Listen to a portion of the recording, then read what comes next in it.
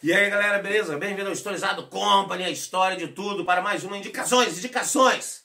Bom, na História Indica de hoje, nós temos aqui, claro, o clássico, A Mil e Uma Noites.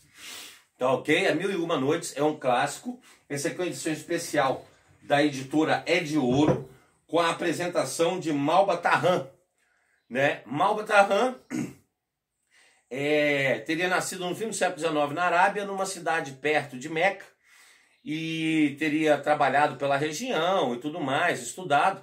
Com a morte do pai, herdou uma grande fortuna e viajou pelo mundo, entendeu? Japão, China, Rússia, e esteve no Brasil nos anos 20, ficou um período por aqui também, escreveu uma série de livros, né, de contos árabes, tá? Até porque é muito importante vocês entenderem que a Mil e Uma Noites, a essência dela, a história de Sherazade, né, é que Sherazade aqui vai contando várias histórias, né, para evitar, nesse caso, então, o seu casamento, estar com o marido. A essência do livro é essa, né? Ela inventa várias histórias magníficas e cada noite vai passando e ela não fica com o marido justamente por causa disso. Essa é a grande essência.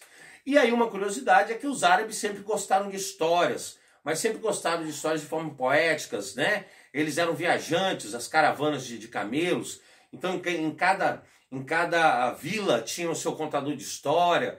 Eles já gostavam de assimilar histórias que vinham da Pérsia, vinham da Índia, e misturavam essas histórias todas, e isso está tudo aqui. E a É de Ouro traduziu para o português, do francês para o português, com a apresentação de Malba Tahan, compreenderam? E aí quem traduziu do árabe foi Anthony Galland, que era um francês do fim do século 17, né? No fim do século 16, fim do século 16 para o século 17 ali. Ele era um garoto pobre, conseguiu estudar, né, na França, depois trabalhou com mestre em Hamburgo, aí ele foi para Paris, conseguiu mais estudos, acabou trabalhando para Colbert, para o ministro Colbert. Dali ele entrou na Companhia das Índias Orientais, trabalhou nas Índias um tempo, então ele aprendeu os idiomas um pouco da região, voltou à França, né, e continuou um pouco dos estudos, acabou entrando para a Embaixada de Constantinopla, porque ele dominava no mística, que é o estudo de medalhões, moedas antigas e tal, onde pôde aprender ainda melhor o árabe, o turco, esses idiomas orientais. E aí depois ele foi conhecido de Foucault, né, e acabou trabalhando durante muito tempo na biblioteca ao norte da França, onde ele pôde escrever vários livros e traduzir o Mil e Uma Noites para o francês. Então ele tirou um pouco as características originais, ele tirou as poesias, tirou certos termos chulos e certas coisas que não agradavam aos cristãos, né? Os árabes, eles gostam ainda das histórias, os árabes, o do Oriente Médio gosta das Mil e Uma Noites, mas até critica um pouco isso aqui que fizeram. Mas Galland traduziu na França e logo depois pela Inglaterra e tudo mais, e se espalha.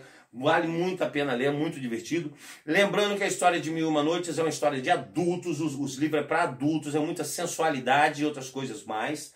E existem as versões para as crianças de cada história e tudo mais, e adolescente, feita por Hollywood, não resta dúvida. Mas é um livro para adultos, você não deve comprar para criança os livros, eu indico para vocês. Mas uma curiosidade, a apresentação do livro é de Malba Tahan.